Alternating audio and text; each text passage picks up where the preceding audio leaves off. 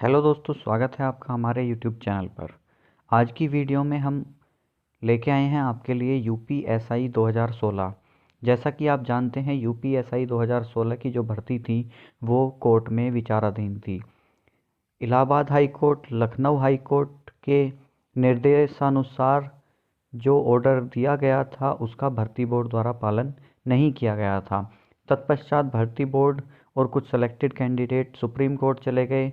वहाँ पे इस भर्ती को 1 से 1.5 साल तक खींचा गया। अंततः 5 फरवरी को कोर्ट ने अपना जो ऑर्डर है वो रिजर्व कर दिया है। आप सभी जानते हैं कि इस भर्ती में क्या हुआ था, कैसे हुआ था, कितनी गलतियां बोर्ड की हुई थी, कितनी गलतियां बोर्ड ने लोगों के साथ नाइंसाफ़ी की थी। तो वो सारी की सारी नाइंसाफ़ी कोर्ट के सामने रखी गई है। उस कोर्ट ने जो भी निर्णय दिया है वो बहुत जल्द आप लोगों के सामने जारी हो जाएगा। हो सकता है कि फरवरी के अंत तक ये ऑर्डर जारी हो जाए, या फिर फरवरी के अंत तक नहीं होगा तो मार्च के पहले सप्ताह या दूसरे सप्ताह में ऑर्डर फाइनल आ जाएगा। अब दोस्तों बात करते हैं कि ऑर्डर में क्या हुआ। जैसा कि आप सभी जानते हैं कि इस भर्ती में जो नॉर्मलाइजेशन प्रक्रिया थी वो बहुत ही गलत तरीके से प्रयोग में लाई गई थी, जिसकी वजह से बहुत से जो कैंडिडेट थे वो बाहर हो गए थे और बहुत से कैंडिडेट अंदर चले गए थे। कुछ कैंडिडेट ऐसे थे जो फेल थे प्रारंभ में, जो 50% का जो बोर्ड द्वारा तय किया गया था कि 50% प्रत्येक सब्जेक्ट में लाना कंपलसरी है, उस पर वो खरे नहीं उतर रहे थे, फिर भी बोर्ड ने उन्हें पास कर दिया। और जो कुछ कैंडिडेट थे जिन्होंने 50% अंकों के साथ प्रत्येक सब्जेक्ट पास किया हुआ था उन्हें बोर्ड ने फेल कर दिया। जबकि वो सभी कैंडिडेट जितने भी थे रेस भी कर चुके थे, डॉक्यूमेंट वेरिफिकेशन भी कर लिया था, और उन्हें अंतिम परिणाम में कहा जाता है कि आप जो परीक्षा हुई थी उसमें फेल थे।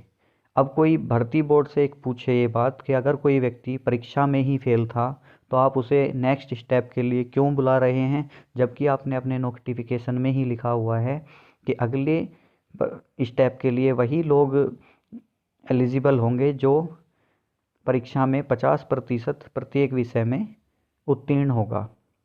अब ये तो बोर्ड जाने कि उन्होंने किस तरह से नॉर्मलाइजेशन अपनाया, किस तरह से नहीं अपनाया।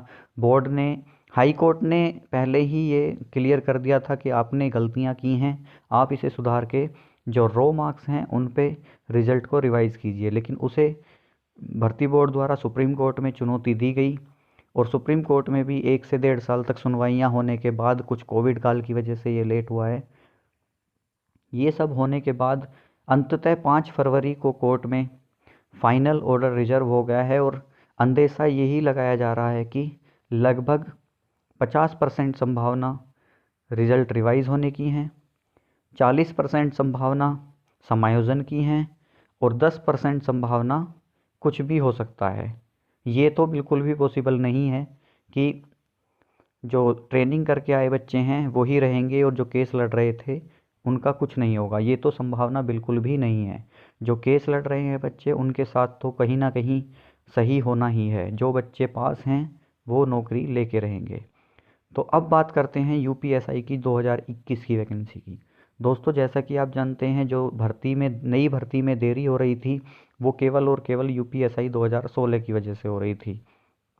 अभी तक ऑर्डर नहीं जारी हुआ है, इसीलिए अभी 2021 की जो नई वैकेंसी है उसके आने की संभावना बहुत कम है।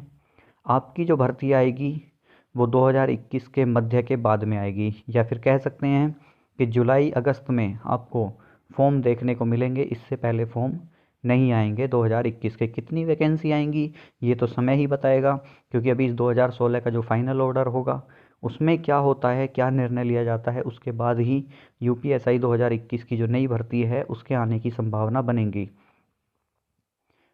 और लेटेस्ट अपडेट के लिए आप हमारे चैनल को सब्सक्राइब करें, ताकि जितनी भी अपडेट आती हैं यूपीएसआई 2016 की या यूपीएसआई 2021 की, उससे संबंधित जानकारी आपको मिल जाए।